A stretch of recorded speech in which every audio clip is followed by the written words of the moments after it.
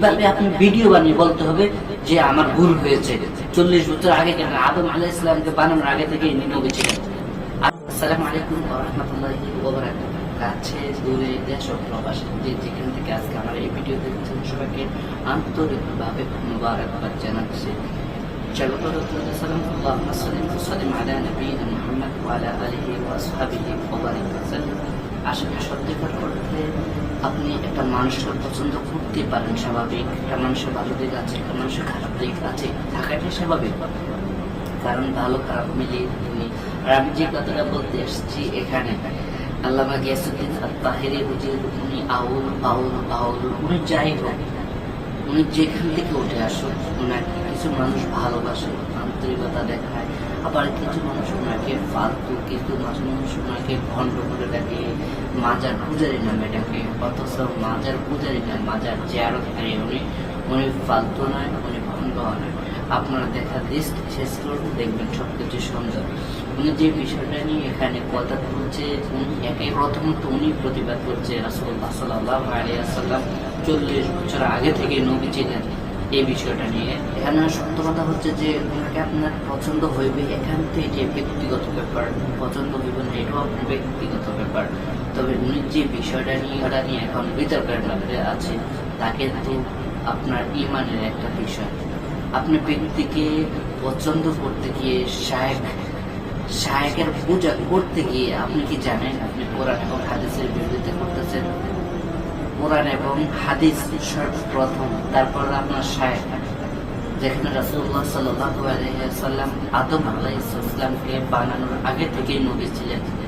আপনি আপনার শায়েখকে যখন পূজা করতেছেন, তাহলে এটা মনে রাখেন কবর আপনার শায়েখ যাবে না, কবর আপনার রাসূলুল্লাহ সাল্লাল্লাহু আলাইহি ওয়াসাল্লাম, যিনাকে আমরা ভালোবাসি জানার চাইতে বেশি, উনি যাইবে কবরে, ঠিক আছে? আর ওই নবীকে আপনি যদি জানার চাইতে বেশি ভালোবাসতে না পারেন, শায়েখকে ভালোবাসেন, তাহলে ওই শায়েখ আপনার সুপারিশ তো দূরের কথা, জান্নাতের গন্ধ পাইবে কিনা সন্দেহ আছে, ঠিক আছে?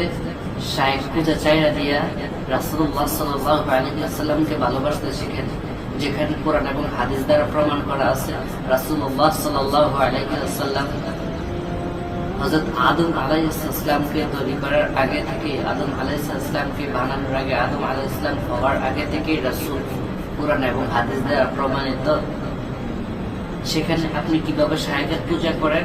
শায়েখের কথায় শুনি, শায়েখের কথায় শুনে বিন্দু পরিমাণ যদি জ্ঞান থাকে, মস্তিষ্ক আপনি যদি আল হায়া ও শুরবাতু মিনাল ঈমান, ভিতরে যদি বিন্দু পরিমাণে ঈমান থাকে, ঈমানের জজবা থাকে, তাহলে আপনি রাসূলুল্লাহ সাল্লাল্লাহু আলাইহি ওয়াসাল্লামের ব্যাপারে এমন মন্তব্য করতে পারবেন না।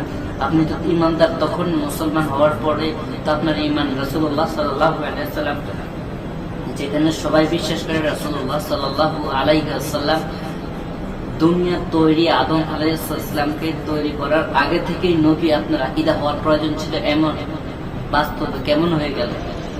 এটা শায়েখ পূজারি না? এটা শায়েখ পূজা না? আপনি আপনার বিবেককে প্রশ্ন করেন সামান্য কিছু সময়ের জন্য, যে কোরআন এবং হাদিসকে আমি একভাবে দেখতেছি, শায়েখকে অন্যভাবে দেখতেছি, এটা কেমন হচ্ছে? এটা শুধু আপনি আপনার বিবেককে কিছু সময়ের জন্য প্রশ্ন করুন।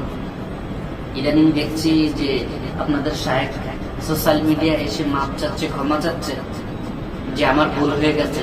কেন? ভিডিও যেহেতু আত্মকথা বানিয়ে ভিডিও করতে পারছেন, তখন বলতে পারছেন যে 40 বছর আগে তো তিনি নবীই ছিলেন না, তাহলে এখন ভিডিও বানায় কেন বলতে পারেন না? এখন কি আপনার সমস্যা? মানে মুসলিম উম্মার মাধ্যমে ঝগড়া লাগিয়ে দিয়ে, একটা প্রেচার লাগিয়ে দিয়ে এখন স্ট্যাটাস কেন দিলেন যে আপনার ভুল হয়েছে?